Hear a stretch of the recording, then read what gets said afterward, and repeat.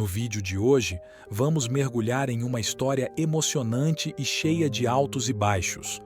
Trata-se da jornada de um casal, cujo relacionamento passou por diversas fases ao longo dos anos. Desde o início cheio de paixão até os momentos de turbulência e reflexão, essa história nos mostra como o amor pode ser ao mesmo tempo encantador e desafiador. Fiquem até o final do vídeo para conhecer todos os detalhes dessa história que promete mexer com as emoções de muitos. Conheci minha namorada, irei chamar ela de Clara, na escola, há 4 anos. Era tudo perfeito e muito intenso, ela foi minha primeira namorada e com quem perdi a virgindade. Estávamos numa fase de criar aventuras e tentar coisas novas. Ela era incrivelmente boba e inocente, de forma que estar ao lado dela era muito leve e agradável. Por volta do 5º mês, oficializamos o namoro, conhecemos a família um do outro e isso foi incrível, pois não esperávamos que a família dela, super protetora e conservadora, gostasse tanto de mim. Nessa época, vivi os melhores dias da minha vida. Éramos muito jovens, estávamos sempre juntos, seja na escola ou em casa, e sentíamos muita atração um pelo outro. Eu a levava até a porta da casa dela. Íamos o caminho todo rindo e brincando. Ela tinha o costume de rodar em cada placa de esquina para me dar um beijo, éramos muito carinhosos e eu queria estar com ela o tempo todo. Meu primeiro grande erro foi cerca de 2 meses antes de completarmos 1 ano de namoro. Ela passou por uma depressão horrorosa, mal conseguia se levantar da cama e falava em suicídio quase todos os dias. Eu tentava ajudar, tentava conversar, mas a sensação que eu tinha era que tudo que eu conseguia era empurrar o suicídio para o dia seguinte. Foi aí que conversei com a mãe dela. A mãe dela, que chamarei de Karen, é uma pessoa desprezível e extremamente narcisista e sempre fez muito mal a ela. Eu contei o que estava acontecendo e disse que estava desesperado. Pedi a Karen que me mandasse notícias de como Clara estava e disse que eu faria o mesmo. Em algum momento muito próximo do nosso aniversário de 1 ano, Clara teve uma crise e me mandou mensagem, e eu, como idiota que sou, mostrei as mensagens para Karen, que foi até o quarto de Clara e perguntou como ela estava. Quando Clara disse que estava bem, Karen brigou com ela. As brigas delas sempre foram horríveis, com direito de Karen a acusar a filha de estar fazendo drama e ameaçar de contar para toda a família. A mãe dela mostrou a ela as mensagens que eu havia mandado. Clara ficou muito decepcionada comigo, e me chamou para visitá-la, onde me disse que eu a traía ao mostrar aquilo que era tão pessoal para a mãe dela, e que eu só piorei a sensação péssima que ela estava sentindo. Nesse dia, eu me senti tão culpado que desabei num choro tão intenso que nunca teve precedentes na minha vida. Depois desse dia, nosso relacionamento ficou muito pesado e isso levou muito tempo para se normalizar.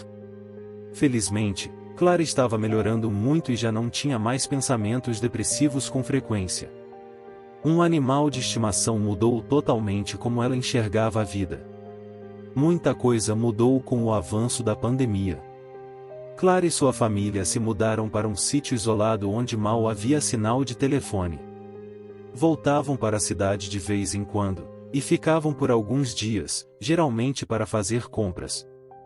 Nessa época, nos comunicávamos através de poucas, porém grandes, mensagens via WhatsApp, como cartas. Como o sinal era péssimo, as mensagens continham tudo o que queríamos falar ou perguntar ao longo do dia, juntamente com a data e horário de envio, para garantir o contexto.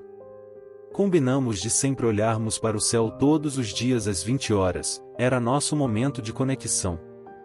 Eu visitava a Clara de vez em quando, costumava ficar uns dias com ela e voltar para a cidade.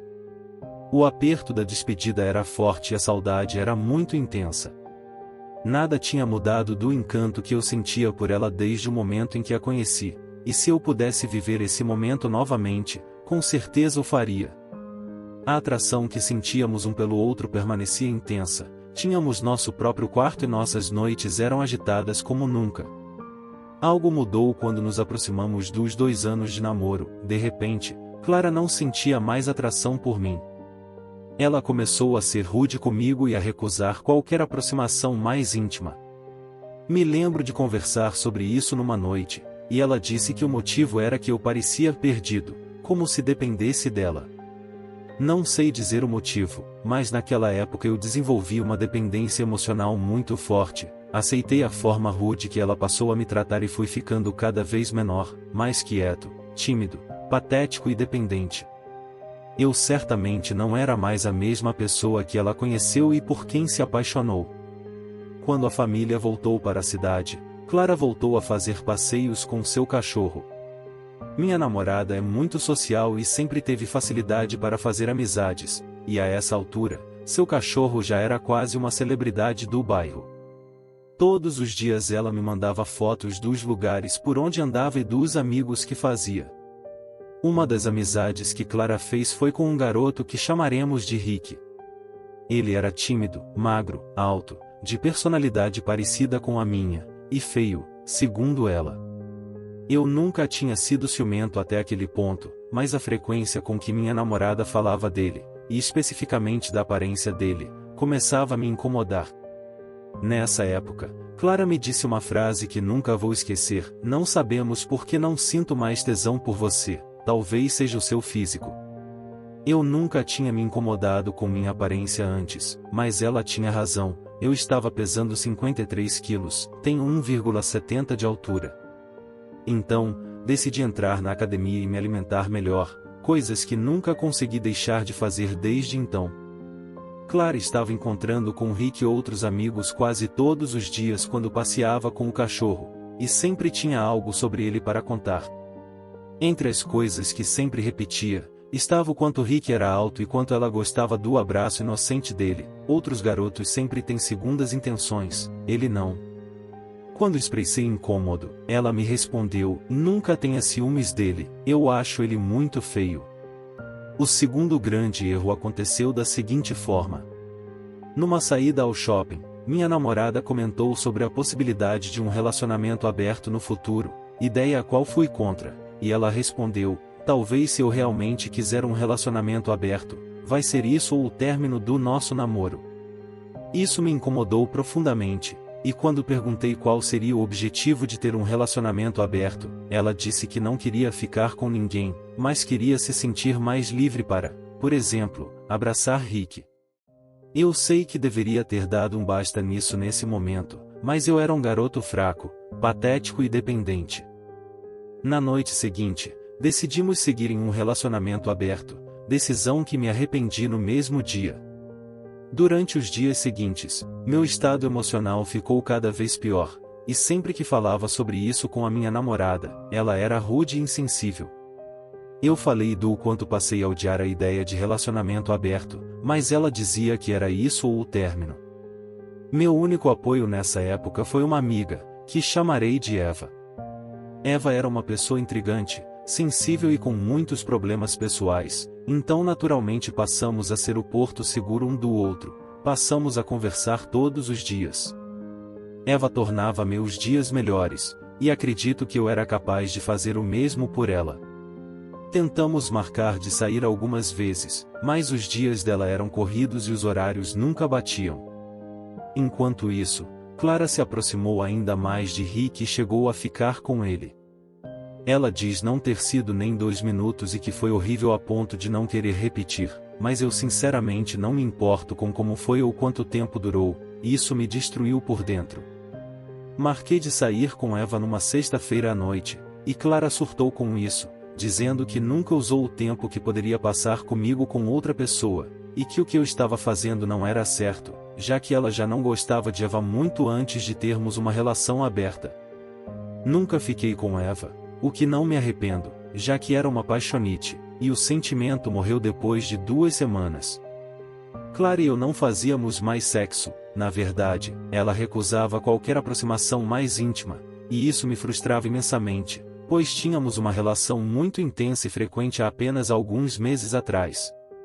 Um dia, peguei o celular dela e vasculhei a conversa com Rick, encontrei um diálogo onde ela dizia estar excitada. Ela dizia: estou com tesão, você poderia fazer amizade com meu irmão para poder vir aqui em casa. Fingi não saber da mensagem, só conseguia me culpar e achar que eu merecia tudo o que estava acontecendo, já que aceitei o relacionamento aberto. Depois que Clara ficou com Rick, o garoto passou a demonstrar grande interesse romântico nela, e aos poucos ela se afastou dele, até cortar contato completamente. Logo ela propôs que voltássemos a um relacionamento monogâmico, o que eu aceitei. Nesse momento eu estava frequentando o psicólogo e me sentia apático em relação a tudo. Tenho a sensação de que as coisas mudaram a partir do momento que passei a não me importar com um possível término.